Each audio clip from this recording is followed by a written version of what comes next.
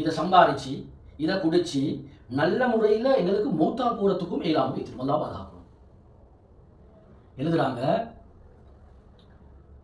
மாலிக் இப்னு தீனார் ரஹ்மத்துல்லாஹி அலைஹி அவங்களுக்கு ஒரு பக்கத்து வீட்டுக்காரர் இருந்தார். கேள்விப்பட்டு திடீர்னு ஒஹ்துதிர், அவருக்கு சக்கராத்துடைய வருத்தத்தில் வேதனையில் இருக்கிறார்னு சொல்லி விசாரிக்கிறதுக்காக வேண்டி போனாங்க. போயிட்டு பார்த்தா உண்மையிலேயே கடுமையாக கஷ்டப்பட்டு கொண்டு இருக்கிறாரு. கிட்ட போய் கேட்டாங்க, என்ன நிலைமை? சொன்னாங்க, அந்த மனிதர் சொல்றாரு, குல்லிஃப்து பிஸ்ஸூதி அலா ஜபலைன், 2 பிரமாண்டமான மலைகள் இருக்கு, இந்த மலைகளை ஏறணும்னு நான் நிர்பந்திக்கப்பட்டிருக்கிறேன். ஆனால் எனக்கு ஏறிக்கொள்ளலாமே, கடும் கஷ்டமாக இருக்கு. எப்படி இருக்கும்? உடனடியாக மனைவியை கூப்பிட்டு கேட்டாங்க, என்ன தொழில் செஞ்சு கொண்டிருந்தார்? சொன்னாங்க, இவர்கிட்ட 2 தராசு இருந்துச்சு. ஒன்றில் அளந்து எடுப்பார், இன்னும் ஒன்றில் அளந்தபடியே என்ன செய்வார், கொடுப்பார். இப்படி அந்த அளவு நிறுவையில் குறை செய்யக்கூடிய பழக்கம் இருந்துச்சு, பொய் பேசக்கூடிய பழக்கம் இருந்துச்சு. சொன்னாங்க, உடனடியாக அந்த தராசை கொண்டு வந்து இதால தான் இந்த நிலைமைன்னு சொல்லி உடனடியாக 2யும் அதே இடத்துல உடைச்சு போட்டாங்க. உடைச்சு போட்டு அந்த மனிதர்கிட்ட போய் கேட்டாங்க, இப்போ என்ன நிலைமை? சொன்னாங்க, மல் அம்ரு இல்ல தத்த, எல்லாம் எனக்கு கஷ்டமாக இருந்து கொண்டு இருக்கி, எனக்கு கடினமாக இருக்கி, என் நிலைமைகள் எல்லாம் மிச்சம் மோசமாகி கொண்டு வருது என்று சொன்னாரு. ஃபமாத ஃபி மரதி, அதே நிலைமையில மூத்தாவிட்டார். கண்ணியமானவர்களே, நாங்கள் யோசிக்க வேண்டிய மிக நுணுக்கமான இடம் இதுதான்.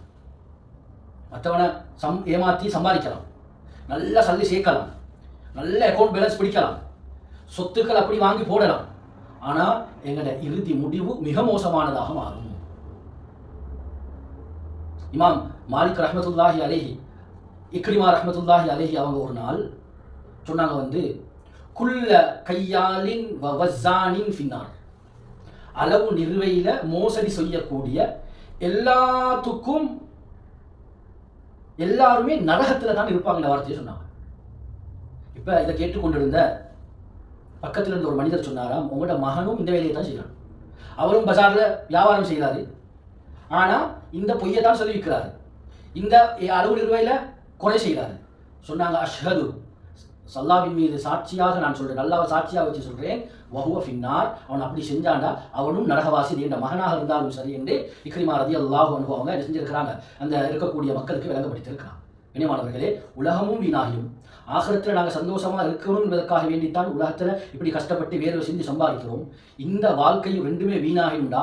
இப்போ நாங்கள் யோசிக்கணும், நாங்கள் எந்த அமைப்பில் என்னோட தொழில்களை மாற்றிக்கொள்வோம், முழுமையாக ஹலாலாக ஆக்கிக்கொள்வோம், போய் சத்தியம் செய்யாமல் உண்மையை பேசி நேர்மையாக நல்ல முறையில் சம்பாதிச்சா அது எங்களுக்கும் தீரணமாக இருக்கும், அது எங்களுக்கும் சேகரமாக இருக்கும். நாங்கள் இல்லாட்டி எங்களோட மனைவி, எங்களோட பிள்ளை குட்டிகளும் அனுபவிப்பாங்க. ஹராத்தை செஞ்சு பொய் சத்தியம் செஞ்சு மோசமான கொடுக்கல் வாங்கல்கள் செஞ்சால் நாங்களும் அனுபவிக்க மாட்டோம், அந்த சந்தர்ப்பத்தையும் அல்லாஹ் தரமாட்டான். அதே போல எங்களோட பரம்பரையில் யாருமே எங்களோட சொத்துக்களை அனுபவிக்க அல்லாஹ் ஒரு நாளும் விட மாட்டான். இது வரலாறு சொல்லக்கூடிய உண்மை என்பதை